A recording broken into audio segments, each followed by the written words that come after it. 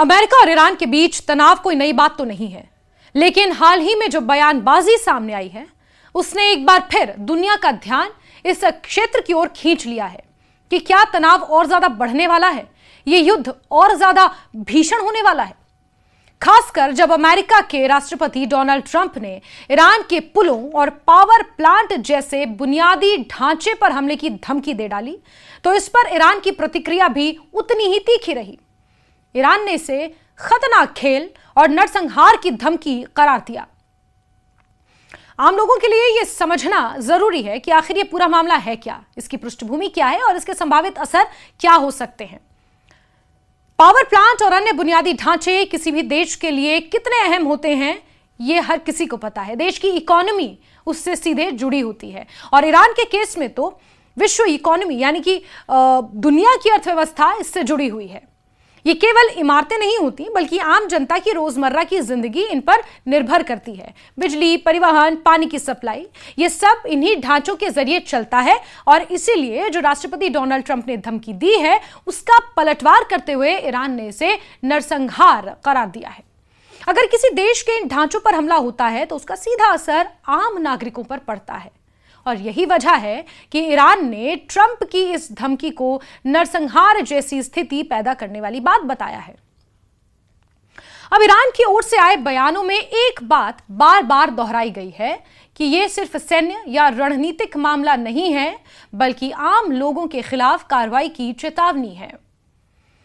Iran के विदेश मंत्रालय और अन्य शीर्ष अधिकारियों ने कहा कि इस तरह की भाषा और धमकियां अंतर्राष्ट्रीय कानूनों की भावना के खिलाफ है। इस तरह के शब्दों का इस्तेमाल अंतर्राष्ट्रीय भावनाओं के खिलाफ है। ईरान का कहना है कि किसी देश के नागरिक ढांचे को निशाना बनाना युद्ध के नियमों के भी खिलाफ माना जाता है। इस पूरे विवाद का एक बड़ा केंद्र है स्ट्रेट ऑफ हॉर्मुज, जिसको लेकर अमेरिकी राष्ट्रपति डोनाल्ड ट्रंप की खलबलाहट सामने आई है। यह ईरान का मानना है। स्ट्रेट ऑफ हॉर्मुज यानी हॉर्मुज जलडमरू मध्य, यह दुनिया के सबसे महत्वपूर्ण समुद्री रास्तों में से एक है और जितनी चर्चा स्ट्रेट ऑफ हॉर्मुज की पिछले 1.5 महीने में हुई है उतनी शायद कभी नहीं हुई और इसीलिए देश का बच्चा बच्चा स्ट्रेट ऑफ हॉर्मुज की अहमियत जानता है। यहां से दुनिया के बड़े हिस्से का कच्चा तेल गुजरता है और भारत का तो मैक्सिमम। अगर इस रास्ते में कोई रुकावट आती है तो उसका असर पूरी दुनिया की अर्थव्यवस्था पर पड़ता है, खासकर तेल की कीमतों पर, जिस पर वर्ल्ड इकोनॉमी टिकी हुई है। वहीं ट्रंप ने अपने बयान में कहा कि अगर हॉर्मुज स्ट्रेट फिर से नहीं खोला गया तो वहां नरक जैसी स्थिति पैदा कर दी जाएगी, यानी ईरान में नरक जैसी स्थिति पैदा कर दी जाएगी। राष्ट्रपति डोनाल्ड ट्रंप ने डेडलाइन दी है और डेडलाइन बहुत जल्दी कुछ ही घंटों में खत्म भी होने वाली है, जिसके बाद अमेरिकी राष्ट्रपति डोनाल्ड ट्रंप ने यह नरक जैसी स्थिति बनाने का जिक्र किया है। इस बयान से यह संकेत मिलता है कि अमेरिका इस समुद्री मार्ग को खुला रखना चाहता है क्योंकि यह उसके और उसके सहयोगियों के लिए बेहद महत्वपूर्ण है। वहीं ईरान का कहना है कि इस क्षेत्र में उसकी भी रणनीतिक पकड़ है और वो इसे अपने हितों के अनुसार नियंत्रित कर सकता है। ईरान भी स्ट्रेट ऑफ हॉर्मुज को एक तरह से कंट्रोल कर सकता है और ईरान के जो सहयोगी संगठन है, जो प्रॉक्सी संगठन है, वो भी स्ट्रेट ऑफ हॉर्मुज की सुरक्षा के लिए आगे आए हैं ईरान के साथ। ईरान के रेवोल्यूशनरी गार्ड्स, जिसे इस्लामिक रेवोल्यूशनरी गार्ड कॉर्प्स यानी IRGC कहा जाता है, ने भी इस मामले पर कड़ा रुख अपनाया है। उनके एक वरिष्ठ कमांडर ने कहा कि अब हॉर्मुज स्ट्रेट पहले जैसा नहीं रहेगा, खासकर अमेरिका और इजराइल के लिए। उन्होंने यहां तक कहा कि भविष्य में इस रास्ते से गुजरने वाले जहाजों से शुल्क वसूला जा सकता है ताकि युद्ध से हुए नुकसान की भरपाई की जा सके। ये जो ईरान ने अपनी शर्तें रखी थी उनमें से एक थी कि युद्ध के दौरान ईरान में जो हमले हुए हैं, जो नुकसान हुआ है, बुनियादी ढांचे को जो क्षति पहुंची है, उसकी भरपाई अमेरिका इजराइल करे। यह बयान केवल एक चेतावनी नहीं बल्कि एक बड़े रणनीतिक बदलाव का संकेत भी हो सकता है। अगर ईरान सच में ऐसा करता है तो इसका सीधा असर अंतर्राष्ट्रीय व्यापार पर भी पड़ेगा। दुनिया भर के देश जो इस रास्ते पर निर्भर हैं, उन्हें ज्यादा लागत और अनसर्टेनिटी का सामना करना पड़ सकता है। अब सवाल उठता है कि ईरान इस पूरे मामले को झूठ पर आधारित लड़ाई क्यों बता रहा है। इसका जवाब दोनों देशों के बीच लंबे समय से चले आ रहे अविश्वास और टकराव में छिपा है। अमेरिका और ईरान के रिश्ते दशकों से तनावपूर्ण हैं, जिसमें परमाणु कार्यक्रम प्रतिबंध यानी कि सैंक्शंस और क्षेत्रीय प्रभाव जैसे मुद्दे शामिल हैं।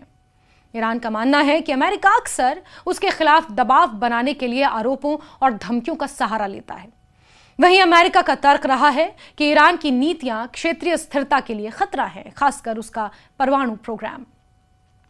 यही कारण है कि दोनों देशों के बीच संवाद की बजाय टकराव की स्थिति बनी रहती है और इस बार तो यह टकराव चरम पर है, जिसकी ताप पूरी दुनिया झेल रही है। इस तरह के बयानों से यह टकराव और ज्यादा बढ़ सकता है, जिस तरह की बयानबाजी हालिया दिनों में देखने को मिल रही है। आम जनता के लिए अब यह समझना जरूरी है कि इस तरह की बयानबाजी केवल शब्दों तक सीमित नहीं रहती, इसका असर वैश्विक राजनीति, अर्थव्यवस्था और सुरक्षा पर भी पड़ता है। उदाहरण के लिए, फॉर एन एग्जाम्पल, अगर स्ट्रेट ऑफ हॉर्मुज में तनाव बढ़ता है तो तेल की कीमतें बढ़ सकती हैं, जिसका असर भारत जैसे देशों पर भी पड़ेगा, क्योंकि भारत अपनी ऊर्जा जरूरतों के लिए काफी हद तक इंपोर्ट पर ही डिपेंड है। यानी कि हम कच्चा तेल, गैस इंपोर्ट करते हैं, हमारे पास जनरेट करने के बहुत ज्यादा साधन नहीं है। इसके अलावा इस तरह की स्थिति में युद्ध का खतरा भी बढ़ जाता है। अगर कोई पक्ष अपनी धमकी को अमल में लाता है, यानी मान लीजिए कि अगर वाकई अमेरिका ईरान पर हमले कर देता है, जिस तरह से वो पावर प्लांट डे और पुल डे का जिक्र कर रहा है, तो जवाबी कार्रवाई भी हो सकती है। जैसा कि ईरान ने कहा कि जितना बड़ा हमला उतनी बड़ी रिटेलिएशन, जिससे पूरा क्षेत्र संघर्ष की चपेट में आ सकता है। और यही वजह है कि अंतर्राष्ट्रीय समुदाय आमतौर पर ऐसे मामलों में संयम और बातचीत की अपील करते हैं। एक और महत्वपूर्ण पहलू यह है कि आधुनिक युद्ध केवल सैनिकों के बीच नहीं लड़े जाते, बल्कि उनका असर आम नागरिकों पर भी पड़ता है। बिजली, पानी, स्वास्थ्य सेवाएं, इंटरनेट ईरान में इतने दिनों से बंद है, और जिस तरह बहरीन में अमेज़न वेब सर्विसेज के ऑफिस पर हमला हुआ, जाहिर सी बात है कि ये जो युद्ध है, ये जो लड़ाई है, सिर्फ बॉर्डर्स पर नहीं लड़ी जा रही है, या सिर्फ मिलिट्री एक्शन तक सीमित नहीं है, उससे कहीं आगे निकल चुकी है। और तमाम चीजें, तमाम लोग, तमाम सेवाएं युद्ध के दौरान प्रभावित होती हैं। इसलिए जब किसी देश के बुनियादी ढांचे पर हमला करने की बात होती है, तो यह सीधे सीधे आम लोगों की जिंदगी को खतरे में डालने जैसा होता है। यह पूरा घटनाक्रम हमें यह समझाता है कि वैश्विक राजनीति कितनी ज्यादा जटिल है और किस तरह एक बयान बड़े परिणाम ला सकता है। ईरान और यूनाइटेड स्टेट्स के बीच ये टकराव केवल दो देशों का मामला नहीं है, बल्कि इसका असर पूरी दुनिया पर पड़ सकता है और पड़ भी रहा है।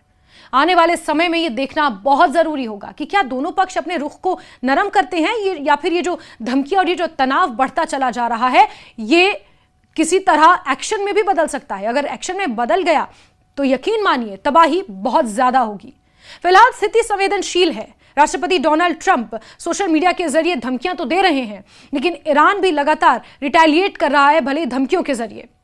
और दुनिया की नजर इस पर टिकी है, क्योंकि इसका सीधा संबंध वैश्विक शांति, आर्थिक स्थिरता और आम लोगों की सुरक्षा से है।